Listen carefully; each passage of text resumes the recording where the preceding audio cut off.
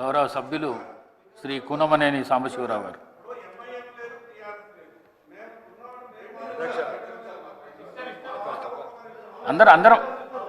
అందరూ మాట్లాడడానికి అవకాశం ఉన్నది. అధ్యక్ష నమస్కారం. ఈరోజు ముందుగా తెలంగాణ ఆవిష్కరణకు ఎంతో త్యాగపూరితమైనటువంటి పాత్ర నిర్వర్తించి సత్యశీలిగా అన్నమాటకు కట్టుబడినటువంటి ఎన్ని నష్టాలు కష్టాలు వచ్చినా సరే తెలంగాణ ఇస్తానన్న మాటను నిలబెట్టుకున్నటువంటి ఒక గొప్ప మానవతామూర్తి, తెలంగాణ అభిమాని సోనియా గాంధీ గారి జన్మదిన పర్వాన వారికి నా తరపున, మా భారత కమ్యూనిస్ట్ పార్టీ తరపున వారికి జన్మదిన శుభాకాంక్షలు ఘనంగా తెలియజేస్తా ఉన్నాను.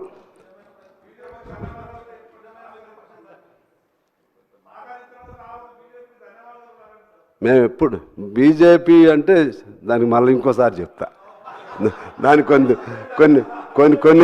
కొన్ని రిజర్వేషన్స్ ఉన్నాయి. Okay, thank you. రెండోది, ఈనాడు తెలంగాణ తల్లి విగ్రహ ఆవిష్కరణకు సంబంధించి మిత్రులు టీఆర్ఎస్ అంటే ఇప్పుడు బీఆర్ఎస్ వారు కూడా ఉంటే బాగుండేదనేది నా అభిప్రాయం. కారణం ఏమంటే, మీరు అనుకున్నట్లుగానే, మీ మనసులో ఉన్నట్లుగానే, మీ భావనకు అనుగుణంగానే అన్నీ ఉండవు. ఆ పద్ధతుల్లోనే విగ్రహం ఉండాలని, మీరు అనుకున్న పద్ధతుల్లోనే కవులు కళాకారులను సత్కరించాలని, మీరు అనుకున్న పద్ధతుల్లోనే సవ్యంగా జరగాలని అంటే ఇప్పుడు ఉన్నది మీ ప్రభుత్వం కాదు. అది మీరు గమనంలో పెట్టుకోవాలి. ఇప్పుడున్నది మారిన ప్రభుత్వం. వీళ్ళకు కూడా కొన్ని లక్ష్యాలు ఉంటాయి, కొన్ని ఆశయాలు ఉంటాయి, కొన్ని ఆకాంక్షలు ఉంటాయి, కొన్ని అభిప్రాయాలు ఉంటాయి. మీరు చేసినటువంటి అభిప్రాయాల పట్ల కొంత విరుద్ధమైనటువంటి వైఖరి కూడా ఉండొచ్చు. నేను మనవి చేసేది ఏమంటే, ఇవాళ మీరు చెప్తా ఉన్నారు కదా, ఆనాడు తెలంగాణ తల్లి విగ్రహ రూపకల్పనలో మీరు ప్రతిపక్ష పార్టీలను పిలిచారా అని చెప్పి నేను ఆనాటి అప్పుడు ముఖ్యమంత్రిగా ఉన్నటువంటి కేసీఆర్ గారిని నేను ప్రశ్నిస్తూ ఉన్నాను.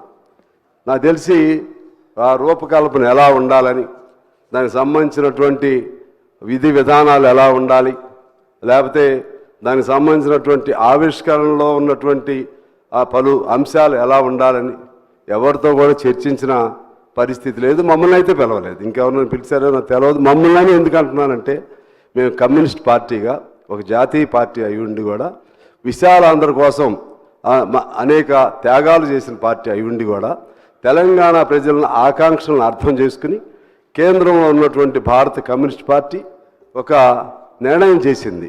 ఇక ఆపలేము, తెలంగాణ ఆవిష్కరణ కావాల్సిందే అని ఏబీ బర్ధన్ గారు, లేకపోతే ఇప్పుడున్న రాజా గారు, సుధాకర్ రెడ్డి గారు, మా నారాయణ గారు అనేక మంది అనేక పద్ధతులతో ఒక నిర్ణయం చేశారు.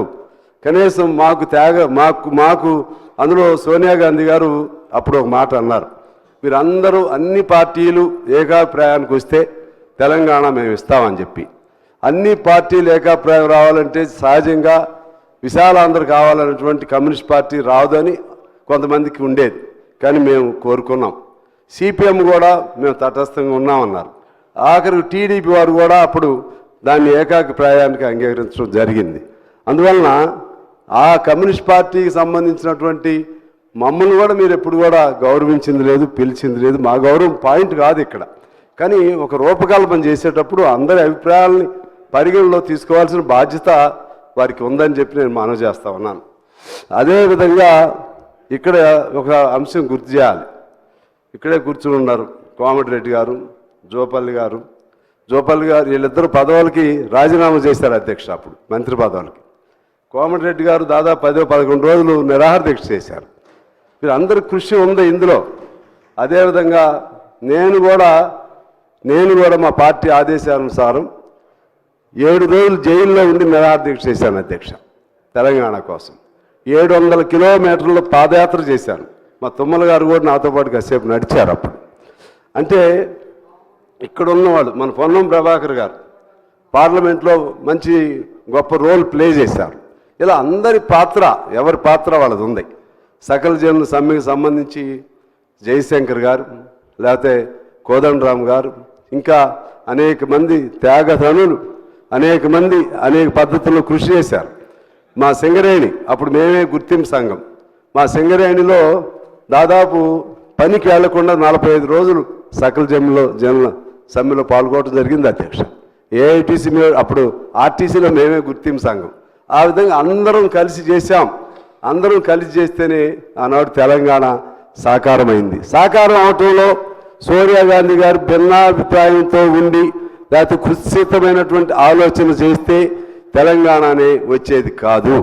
అందువలన ఈ సందర్భంగా ఈ ఒక్కరోజు ముఖ్యమంత్రి గారు చెప్పినట్లుగా భేషజాలు లేకపోతే భిన్నాభిప్రాయాలు ప్రక్కన పెట్టుకుని అందరూ ఒక్క తాటి మీద ఉంటేనే తెలంగాణ పట్ల, తెలంగాణ తల్లి పట్ల మనకి గౌరవం ఉన్నట్లుగా అర్థమవుతుందని నేను మనవి చేస్తున్నాను. లేకపోతే రాజకీయ కోణంతో తెలంగాణ తల్లిని కూడా వివాదాస్పదం చేస్తే చరిత్ర మనల్ని క్షమించదు అని చెప్పి నేను మనవి చేస్తూ ఉన్నాను. అదే సందర్భంలో ఇక్కడ ఇంకొక మాట చెప్పి నేను సెలవు తీసుకుంటాను అధ్యక్ష. ఈ తెలంగాణ ఇప్పుడు జరిగినటువంటి మలిదశ తెలంగాణలో విద్యార్థులు అనేక మంది ప్రాణత్యాగాలు చేశారు, యువకులు అనేక మంది ప్రాణత్యాగాలు చేశారు. అనేక మంది పైన 100 కేసులు ఉన్నాయి. మా విద్యార్థి నాయకుడు స్టాలిన్ అనే అబ్బాయి మీద 250 కేసులు ఉన్నాయి. అందరూ త్యాగాలు చేశారు మలిదశ ఉద్యమంలో. కేసీఆర్ గారి నాయకత్వాన్ని కోదండరామ్ గారు కూడా అంగీకరించారు, తప్పేం లేదు. అప్పుడున్న పరిస్థితుల్లో అంగీకరించడం జరిగింది. కానీ దాన్ని చూసి ఇంతమంది ఈ త్యాగాలన్నీ తను ఒక్కరే అనే భావనతో ఎవరున్నా సరే మహాత్మా గాంధీయే నేను ఒక్కడిని ఎప్పుడు చెప్పడం, కానీ ఆ భావన ఉండకూడదని చెప్పిన వారికి మనవి చేస్తూ ఉన్నాను.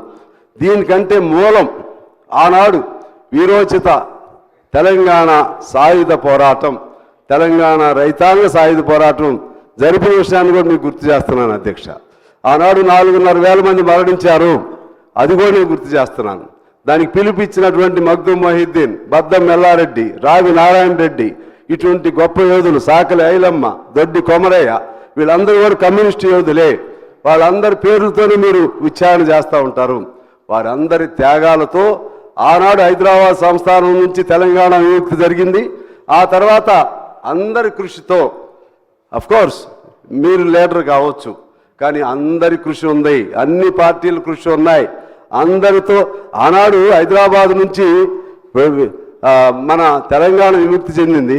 కమ్యూనిస్ట్ పార్టీ రోల్ తీసుకోలేదు కదా, మేమే అని చెప్పి తీసుకోలేదు కదా, వ్యక్తిగతంగా ఎప్పుడు తీసుకోలేదు కదా.